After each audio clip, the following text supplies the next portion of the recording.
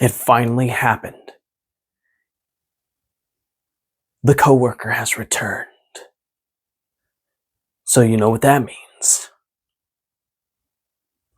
Water bucket, release.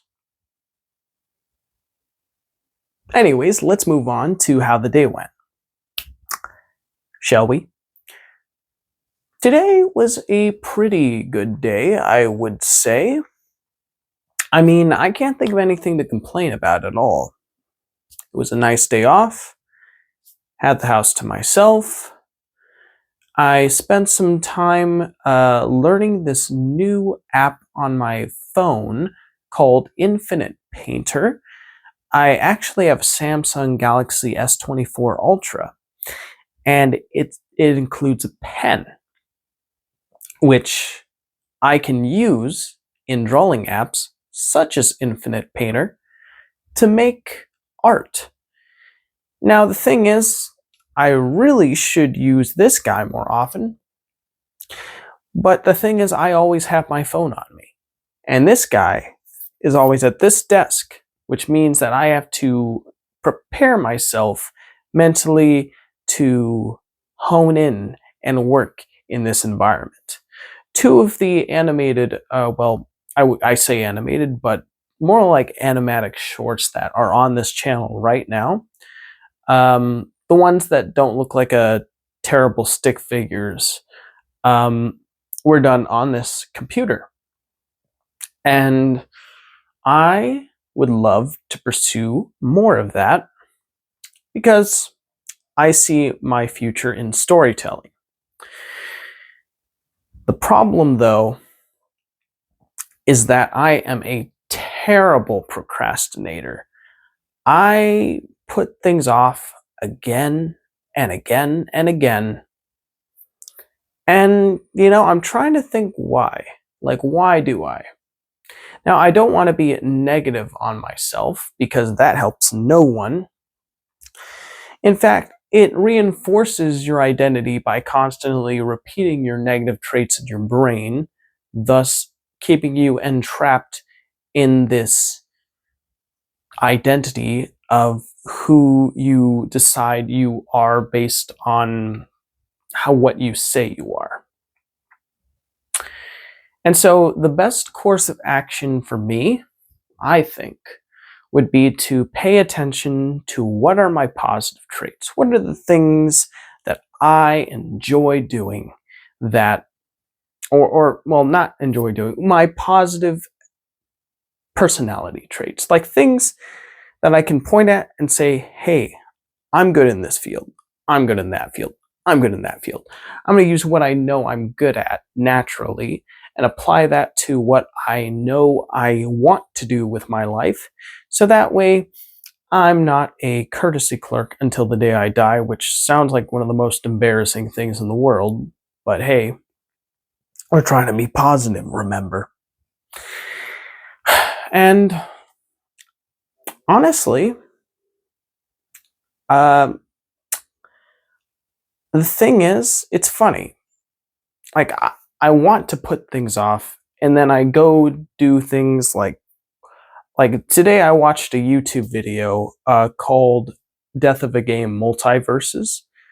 It was basically a guy who was reviewing all the reasons why this new Warner Brothers fighting game failed and will be closing this May, all of its online servers. And I was watching that this morning while eating some strawberry cake I got from Crumble Cookie yesterday, with a cup of coffee. That was basically my dessert. And I'm thinking about it right now. What exactly did I get out of that I could apply to my future self? Because right now I feel like I'm reinforcing all of my past behaviors to keep this version of me alive. And I mean, it's okay to enjoy videos or history, and I'm thinking maybe I wanted to seek that video out to understand that even big projects made by people with illustrious careers in game development can misread the room and end up putting out a product that isn't up to good standards. Maybe seeing like people who are up at the top and them not doing well reminds me that we are all only human. And even if we somehow manage to get ourselves in higher positions than we would have thought possible, we're still subject to human error, and that's okay, just as long as we take the mistakes that we made and not treat them like setbacks, but stepping stones for a brighter tomorrow. So that's what I think I learned from that video. I mean, I think the most important thing is to always have a positive outlook. It's really easy to be that negative Nancy. Oh, I hate everything. That person's a jerk. That person's a jerk. I'm going to badmouth them. Blah, blah, blah. But at the end of the day, you're really only hurting yourself, because those people could have been friends you could have made or acquaintances you could have made that would have enriched your life for the better. Now, of course, if they're toxic people who are much like that character I demonstrated, and they don't see their toxicity, I mean, you could still lend a helping hand, be friendly, and be a good example, but you don't have to get involved in their lives if you know that they're at a point where they're not ready to be productive, I guess, or positive influence. Yeah, anyways, I think that's what I learned. Now, today, after, I mean, how did I even get on that anyways? I'm thinking about, oh yeah, I was talking about like my future and how I don't want to be a courtesy clerk for the rest of my life. And then I thought about like what, like how I used my time. Like, there was a quote that I heard ironically on a artificial intelligence text to voice website called 11 Labs, where they have these like inspirational quotes that these AI voices say that sound pretty realistic. And one of them that stuck out to me was, I'd rather regret the things that I have done than regret the things I haven't. And that quote rings true for me, because you don't want to be the person who is all about the have-nots. You want to be the person that's all about the haves. And I could talk about how, oh man, I haven't driven my $10,000 yacht into Antarctica to explore the rarest penguin in the world. But I mean, at the end of the day, that's just me going off of my crazy imagination about like something that I haven't done. Maybe I'll do if I set my mind to it and eventually pursue it. But if I haven't done it, then why am I talking about something I haven't done? It doesn't make any sense. People care about what you put into this world based on your actions and what you've done. And so that's why I do these videos. It's for me to really understand what I actually do, how I spend my time, and try to make sense of my brain, basically. Yeah, I've been thinking about like going back to all of the videos I've done so far and just listening to each and every one of them objectively and non-judgmentally, and trying to understand what's going on in that brain of Noah's and what exactly can I do to steer the ship in a more forward direction.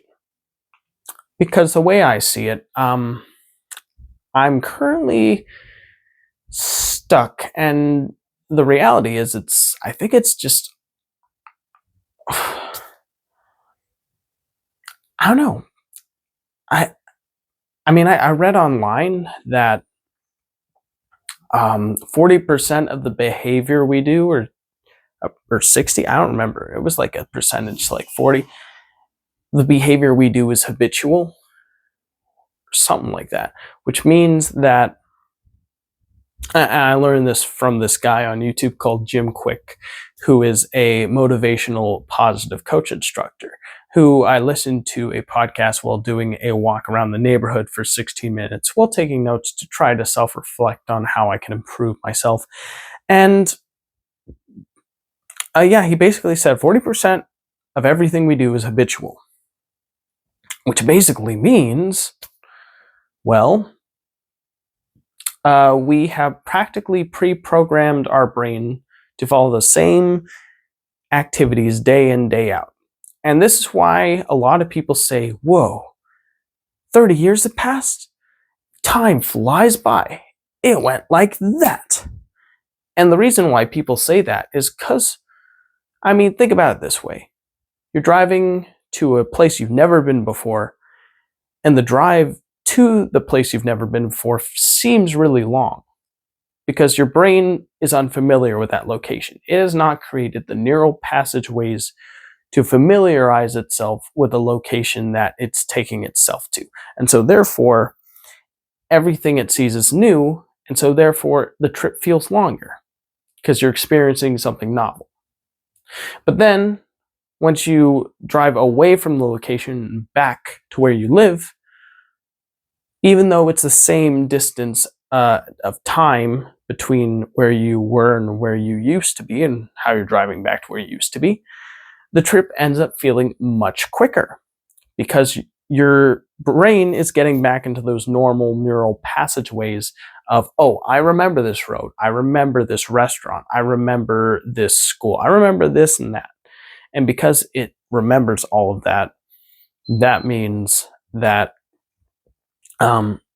things are faster because it knows what to expect, and so it knows that it's going to get an instantaneous result.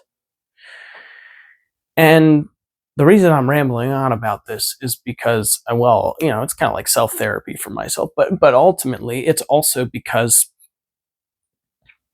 when we look back at our lives, and maybe you get like an office job, or maybe you get the same job for 20 to 30 years of your life, and then once those 20 or 30 years are up, it feels like time flashed by because, well, basically you train your brain on doing the same mundane or same similar tasks day in, day out for 30 years.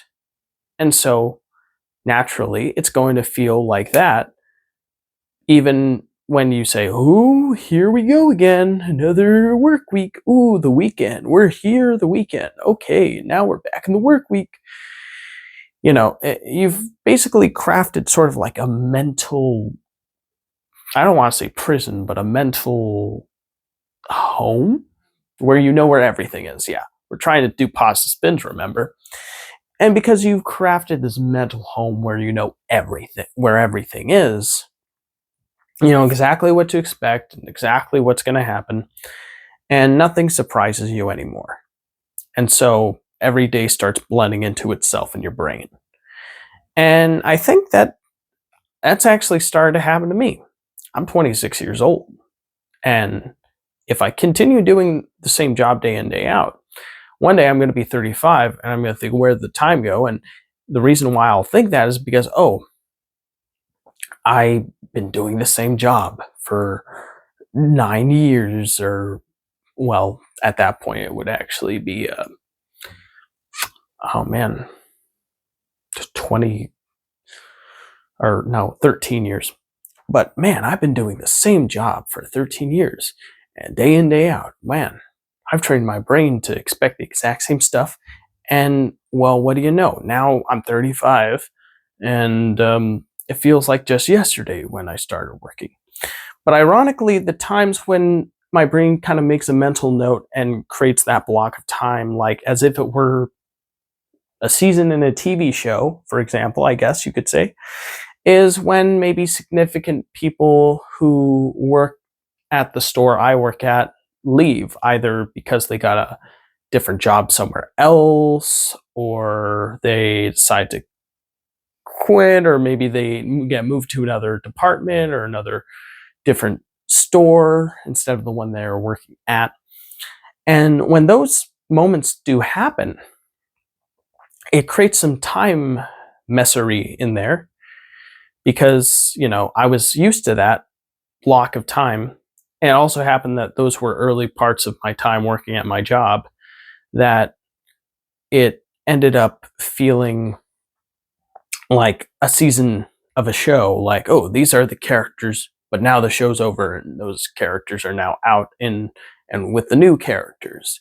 And now we've got a new season here with new experiences. Oh, those characters are out. Now it's a new season. And so those moments when older employees leave and newer employees come in act as significant like check marks in my brain of times of working at the store I work at, which I find quite interesting. But it just goes to show that change is something that's a force of nature that we cannot change. But basically, you have to accept the fact that there's nothing consistent but change. And so you need to change with the change, otherwise the change will leave you behind. And this is something that I have to be honest terrifies me because I'm a very habitual person. As you could probably tell from my past videos, like I try to break through my mental house that I've crafted, but then I end up like running out, and then it's like I run back into the house again because I'm like scared of what I'll find outside. Because I know where everything is in the house and I know what to expect, so I don't want to shake the foundations. But the thing is, the most memorable things in life were never made from never taking risks and just doing the same thing day in, day out. That is like a slow march to death of the soul, I think. I don't know. But yeah, I really need to make some kind of a big change. What big change should that be? Should I go to a different store to work? Nah. I mean, the reason why I've been staying here for a really long time is the store and me, we're very close, so it's great on gas. And of course, I've had a few customers yell at me easy money while I'm, delivering samples or pushing carts, which, I mean, I know they're being cheeky and I understand, but I mean, it's my choice what I've decided to do to remain as a courtesy clerk. And I gotta be honest, it is because it's not stressful and I enjoy a non-stressful job. And, I try a lot not let those people get to me because but, it's just, I get it that they see me for the past 3 years and they're like, ooh, look at him. He's still doing the same thing for the last 3 years. Huh, he loves making that easy money. I don't know. Oh well, I'm not gonna let it bother me. Yeah. But I guess it's maybe in a weird way the universe's way of telling me, do something, Noah. Do something. But what? Maybe move to a different department? What department? I mean, I guess I'll say I'll think about it. I've always wanted to work in the bakery, but they already filled a position in there. I love baking, so if I were to move to a different department, the bakery department definitely would be the place to go for me because I know how to bake and I'm familiar with it, and I think it'd be fun to do. Although, the one not fun thing would be apparently you have to, on closing shifts, you have to stay from 3 to 12, and at least I think that's what I've heard before, but I could be wrong. I'm probably wrong. I probably am misremembering. Wow, this is a really long rambling video. Anyways, this whole blah blah blah thing that I've been doing is really just about me exploring my options as they currently stand, where I'm currently at, and just trying to shake myself up a little bit, trying to really think about what I should do. And I mean, I've been working on that short little alien abduction video, but I didn't work on it enough today. In fact, I only worked on it for a half hour today, doing some storyboarding work. And even then, most of that was just me trying to figure out how to use the app on my phone that I'm using to do the storyboards in. So let's be, I didn't even finish a single panel. I just hadn't tried to sketch out an idea for one. So that's disappointing.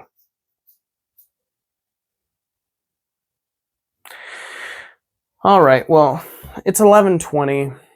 Honestly, I think I've talked way too long, and I'm boring myself, so I better go to sleep and wake up tomorrow. It's an early shift for me. It's 8 to 5, so it's early in, early out. It's going to be a good work day. It's going to be a great work day. Always is. I just need to jolt myself and wake up, you know. Well, anyways, good night, everybody. Bye.